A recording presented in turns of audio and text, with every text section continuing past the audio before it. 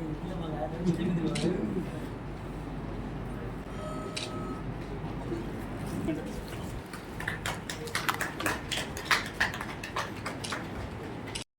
all the members of various trade associations present over here, employers and as well as employees if they are available here.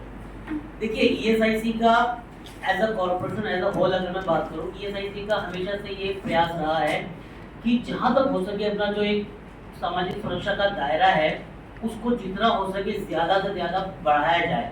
आज की date में India में अगर हम बात करें तो ऐसा कोई स्टेट या यूनियन टेरिटरी नहीं है जहाँ पर ESIC स्कीम एप्लीकेबल ना हो। उन स्टेट्स के कुछ डिस्ट्रिक्ट ऐसे हो सकते हैं जहाँ पर अभी स्कीम एक्सटेंड ना हुई हो या इम्प्लीमेंट ना हुई हो।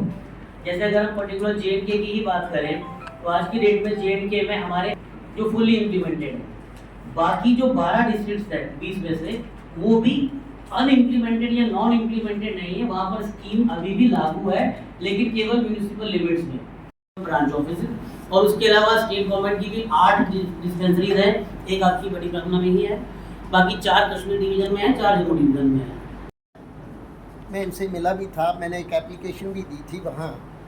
ठीक है, इन्होंने कहा कि नई रजिस्ट्रेशन कराने के लिए एक सुविधा रखी है, अच्छी बात है। जिन लोगों को नहीं अवेयर थे या नहीं पता था तो वो इंडस्ट्री करवा ले, लेकिन कुछ इंडस्ट्री ने अपना नंबर ले रखा है तो वो क्या करते हैं, हमें छुपाने के लिए 10 वर्कर का कर देते हैं, 200 का करते नहीं है। वो अंडर कंप्लायंस कर रहे हैं मतलब 200 का नहीं करते। मेरे ख्याल वो वीडियो भी चढ़ी थी, पूरे JNK में चली, लेकिन उस फैक्ट्री पे अभी तक कोई एक्शन नहीं हुआ।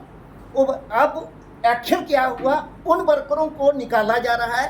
आउट ऑफ स्टेट वर्कर यहाँ लाए जा रहे हैं, आउट ऑफ स्टेट वर्कर यहाँ लाए जा रहे हैं। जो यहाँ के JNK के लगे थे ना, उनको निकाला जा रहा है। वीडियो तो आपने मेरे ख्याल से कहीं सोशल वो मीडिया पे अपलोड आपके किया पास भी था, पड़ी है, आपके पास हाँ मुझे भी किसी ने दिखाया था। हाँ। लेकिन आपने कोई फॉर्मल कंप्लेंट लॉन्च करी थी क्या?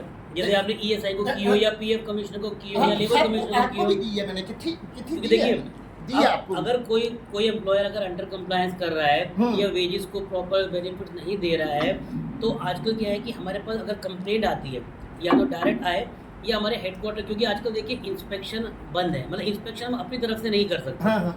या तो कंप्लेंट बेस पे करें या वो पोर्टल पे मार्क होके हमारे पास आए।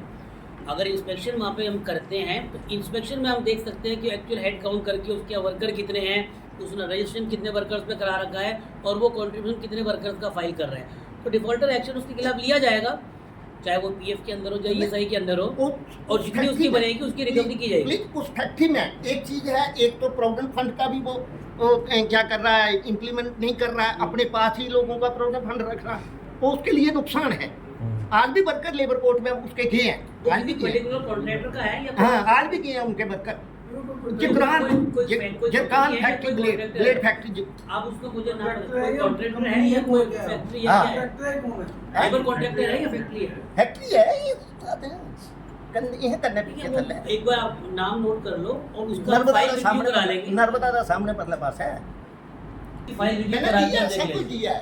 आपने दिल्ली के लिए इंस्ट्रक्शन जैसे आपने बोला ना, इन्होंने मेरे को बोला था कि नहीं दिल्ली में भेजा हुआ है तो वहाँ से आएगा, तो हम इस पे रेड करेंगे। भेजा हुआ है। मैं जवाब देता हूँ आपको। जो हमारे यहाँ स्टूडेंट लगे हैं जिनकी कॉन्ट्रैक्टर की लेबर में लगी है, देखिए ऐसा है, कोई इंडिविजुअल कर रहा हो तो मैं नहीं कह सकता, अदरवाइज कोई unit holder without deposit of ESI PF वो उसको पेमेंट नहीं करता।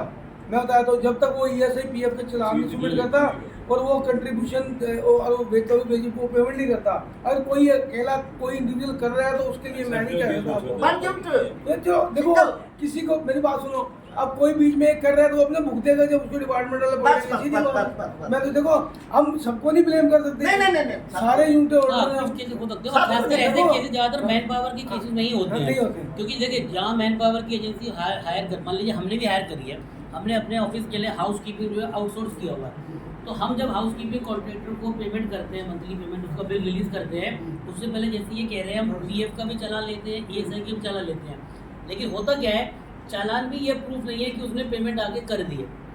चालान आपने जनरेट कर दिया ESI का, अब होता है सर बताइए, आज स्प्री योजना जो है वो ईएसआई की तरफ से इस पे बेनिफिट क्या क्या है और कितनी देर तक ये लॉन्च चलेगा? देखिए, ये विशेष स्कीम जिसको स्प्री बोलते हैं, scheme for promotion of registration of employers and employ, ये भारत सरकार के श्रम एवं रोजगार मंत्रालय द्वारा 1 जुलाई को लॉन्च की गई है और ये 6 महीने की अवधि के लिए लागू रहेगी, 1 जुलाई 2025 से लेकर 31 दिसंबर 2025 तक। और इस स्कीम का विशेष फ़ायदा ये है कि इस अवधि में यदि कोई भी एम्प्लॉयर जो कि ये साइट एक्ट में कवरेबल था लेकिन अभी तक किसी कारणों से उसने अपनी फर्म को रजिस्टर नहीं करवाया, वो रजिस्टर करवाता है तो उसको उसी तिथि से रजिस्टर्ड माना जाएगा और उससे पहले का उसके अगेंस्ट कोई इंस्पेक्शन नहीं होगा, कोई रिकॉर्ड नहीं देखा जाएगा, ना कोई पेनल्टी या कोई लीगल एक्शन लिया जाएगा। सर कुछ जो वर्कर हैं उनको बेनिफिट जो है इसलिए नहीं मिलता क्योंकि जो वेंडर रहते हैं वो उनको दिहाड़ी काम करवाते हैं, दिहाड़ी पे वो एक दिन एक बंदे को पकड़ते हैं, दूसरे दिन दूसरे को पकड़ लेते हैं, जिसके कारण जो वर्कर होता है, जो लेबर वाला बंदा होता है, उसको ईएसआई का बेनिफिट नहीं मिलता। उसके लिए क्या प्रावधान रहेगा? देखिए, ईएसआई स्कीम जो है अभी ये केवल संगठित क्षेत्र यानी कि ऑर्गेनाइज सेक्टर के वर्कर्स पर ही लागू है। तो अगर इस तरह के कोई वर्कर हैं जो एक दिन के लिए काम करने चले जा रहे हैं तो वहाँ पर वो एम्प्लॉयर रिलेशनशिप नहीं हो पाता। इसको स्कीम को कवर वहीं पे किया जाता है जहाँ पे उस फैक्ट्री में कम से कम 10 या उससे ज़्यादा वर्कर्स हैं। जो लेबर है उनके लिए क्या मैसेज है ऐसी चीज़ों को? देखिए, लेबर के लिए यही है कि अगर वो एम्प्लॉयर के साथ किसी ठेकेदार के थ्रू जा रहे हैं तो वो थोड़ा टाइम तक वहाँ पे रहें। अगर मान लीजिए उन्होंने 2 दिन काम करा उसके बाद चले गए तो उनकी कंटिन्यूटी तो कहीं पर रह ही नहीं पाई ना। अगर वो किसी एम्प्लॉयर के साथ लंबे समय से जुड़े हुए हैं और उसके बाद भी उसको बेनिफिट नहीं मिलता है तो वो एम्प्लॉयर के थ्रू रजिस्टर करवा सकते हैं। यानी कि अगर उनका एम्प्लॉयर है, उसने 10 से अधिक वर्कर एम्प्लॉय कर रखे हैं तो उसको मैंडेटरीली स्कीम में रजिस्टर करवाना ही पड़ेगा। कहीं पे वो नहीं कराता है तो कभी डिफ़ॉल्टर एक्शन उसके खिलाफ होता है तो जो भी देनदारी है वो उससे रिकवर की जाएगी।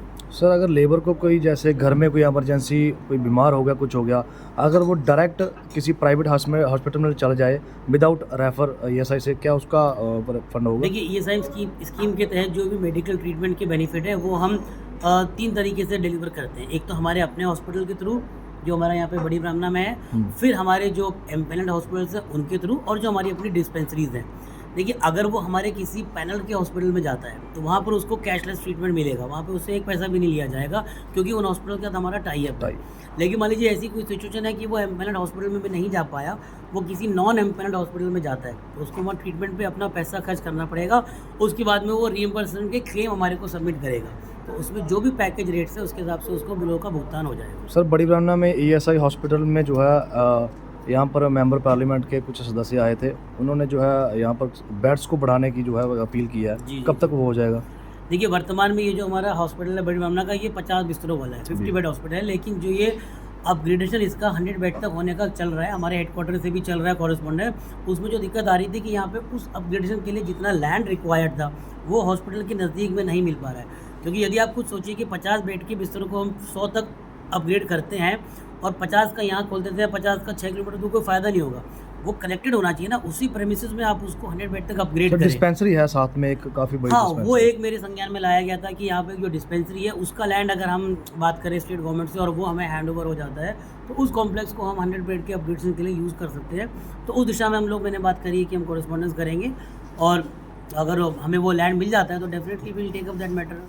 बताइए, आज यहाँ पर ईएसआई की तरफ से जो है स्प्री योजना जो है वो चलाई जा रही है 1 जुलाई से 31 दिसंबर तक, इसमें क्या क्या बेनिफिट्स रहेंगे? ऐसा जी, ये जो 6 महीने के लिए ईएसआई ने जो स्प्री एक स्कीम लॉन्च की है, इसका सबसे बड़ा बेनिफिट जो हमारे एम्प्लॉइज़ हैं, एम्प्लॉयर को सबसे बड़ा बेनिफिट है कि जिन लोगों ने अभी तक जो ईएसआई एक्ट में फॉल करते हैं और जिनके पास 10 से ज़्यादा वर्कर हैं और जिन्होंने आज तक रजिस्ट्रेशन नहीं की है ड्यू टू एनी रीज़न, इनको पता नहीं है या उनके पास कोई इशू है, नहीं कर पाए, तो उनके लिए एक बहुत ही आप कहते हो बड़ी एक अपॉर्चुनिटी है कि उसमें कवर हो गया। उनके ऊपर क्या है कि कोई पेनल्टी नहीं है, कोई कि जिस डेट को ये 6 महीने के अंदर रजिस्टर करते हैं उनसे पिछला कोई हिसाब किताब नहीं लिया जाएगा कि आप कब से यूनिट चला रहे हो, कब से आपके पास 10 से ज़्यादा वर्कर है।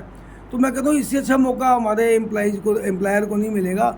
एक तो उनकी वो एम्प्लॉई कवर हो जाएंगे और जब वो एक बार एम्प्लॉई कवर हो जाते तो हमारे एम्प्लॉयर को ये भी देखना चाहिए कि कवर होने के बाद है कि उनकी कोई लायबिलिटी नहीं बनती। कल को सपोज कोई कहीं उनकी फैक्ट्री में या कहीं एक्सीडेंट होता है, कुछ होता है, जो भी उसका खर्चा है वो सारे ईएसआई कॉर्पोरेशन उठाती है। तो ये एक बहुत बड़ा अच्छा मौका है, इसमें कोई कंप्लाइंस उनको जरूरत ही नहीं है कि उनको ये डरने की जरूरत नहीं है कि इसमें वो रजिस्टर कर रहे हैं या नहीं कर रहे हैं। दूसरे इन्होंने भी बताया कि एक पहली अक्टूबर से एक और स्कीम भी आ रही है इनकी, जिसमें क्या इन्होंने वो क्या कि जिन लोगों के लीगल केस चल रहे हैं, कोई कहीं उन्होंने कंप्लाइंस नहीं की, इन्होंने उनके अगेंस्ट कर दी, उनकी रिकवरी नोटिस निकले वो करे, वो सारी की सारी जो है उसको उनको भी इसी स्कीम के अंडर ला के ना उसको ये ख़त्म करने जा रहे हैं। तो ये एक बड़ी अच्छी स्कीम है, इसका सबको बेनिफिट लेना चाहिए।